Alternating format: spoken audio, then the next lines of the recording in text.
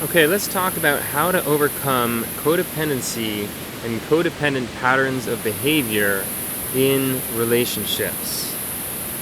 Because if you're a highly sensitive person or an empath, then there's a very good chance that you're doing a great job of taking care of other people's needs because you're very aware of what other people's needs are. Plus, you're a kind, compassionate, big-hearted person. You can't help but be the giver in a lot of these relationship dynamics, whether it's a friend or a romantic partner or a family member.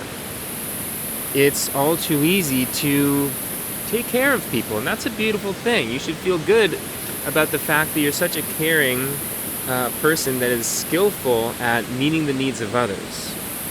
The problem is when you're not doing it on your own terms, when you're bending to the will of others, where you're feeling taken advantage of, where you're ending up in romantic partnerships with narcissists or people that just don't respect your needs or meet your needs. This is where it becomes very uneven and imbalanced. And I know this all too well. I used to be in relationships where that is how I operated. I treated the other person very well, and I didn't really stop to think about what are my needs? What do I need to get out of this relationship? So there's a few things you need to consider here in order to avoid these common pitfalls. One is, first, starting to understand what your needs are. Because if you've been at this for so long, of being aware, attentive, and meeting the needs of others, well, there's a good chance that you don't even know what your needs are. And if that's the case, then you don't stand a chance. So the first thing you want to do is spend some time asking yourself in all of these different situations of life, what is it that I need right now? What is it that I want? And it could really be anything. Maybe you need a drink of water. Maybe you need some food because you're hungry. And maybe that's the cue to tell your partner, like, hey, can we stop here for a second? I'd like to run into the store and get a drink and get a snack because I'm hungry. Something as simple as that. And then in terms of expressing these needs and wants, it's really important to have clear communication. Once you know what it is that is important to you, what is a need or a desire, you want to clearly express that and not feel bad about it. Because here's the thing, your needs matter. Your needs are incredibly important.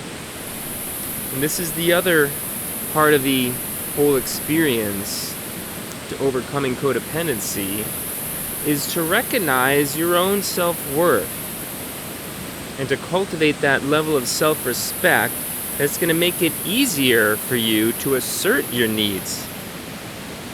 Because it is also common for HSPs and empaths to struggle here. We grew up being told that we're too sensitive, we're too much, too touchy, too emotional. What's the matter with you? Why can't you be like everyone else? We got these messages, and it impacted our self-esteem and our self-worth. And so, along the way, many of us forgot that we're important, that we matter, that we're special. So, any additional work that you can do to reaffirm your own sense of self-worth, your own personal value and self-respect is going to make it so much easier for you to assert yourself. And the other part of this is recognizing that you are not responsible for anyone else's feelings. And this is a really big one, because if you are very empathetic and intuitive, you're going to, again, take care of people. And you're going to try to be nice and not say anything to upset somebody. And you certainly don't want to disappoint somebody, because you feel that disappointment. When you see that look on their face, You can identify with that feeling of disappointment, of sadness, and it might make you feel a little bit of shame, a little guilt, and that same level of disappointment. And it's so important to know this, to know that that's how this works, because you have to be prepared in these situations to disappoint people, to witness them in their unease because they're not getting what they want. Maybe they have a need or a desire that they're stating to you that you're not going to be willing or able to meet, because you have a need that supersedes theirs. You don't want to be trying to meet other people's needs until you've met your own. So another thing to keep in mind, meet your own needs first, because you're not much help to anybody else unless you're taken care of, unless you're feeling good. Imagine saying yes to hanging out with a friend of yours when you didn't really want to hang out with this friend in the first place because you're exhausted, you're tired, you're drained from a long day at work, or you were just hanging out with other friends that wanted you to hang out with them. Is that really doing your friend a service to spend time with them when you're not really that interested in being there? Let alone the fact that you're feeling drained and exhausted, and this is just a negative experience for you. So keep this in mind. We're all responsible for our own feelings. We're all responsible for our happiness. You're not responsible for your partner's happiness, and your partner is not responsible for your happiness. And what that means is that we have to be really good at meeting our own needs, getting those met, as do your partner, your friend, or your family member. They can't make you responsible for making them feel good by taking care of them, by doing things for them, by saying yes to spending time with them or doing things for them. It's not your job to make other people happy. It's your job to make yourself happy by doing the things that you love, by filling your cup, by doing anything that's going to make your life better, move you in the direction of your goals and priorities and hopes and dreams. So put yourself first. A key part of overcoming codependency is indulging in a healthy level of selfishness. Now, I know we all grew up being told, don't be selfish, think of others, be considerate, so on and so forth. And of course, these are noble qualities and noble traits. And I'm not saying don't be considerate anymore. What I'm saying is take care of yourself first.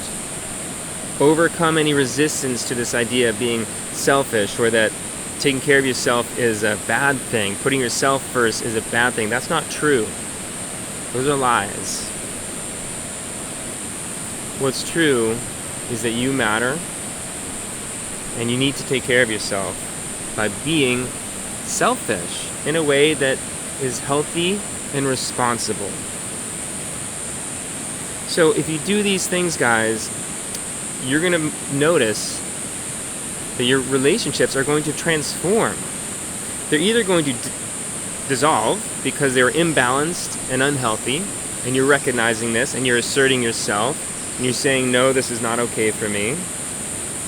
And these takers leave. Or the relationship comes back into balance, where now there's a healthy give and take. You're training the other person by stating your needs and expressing yourself clearly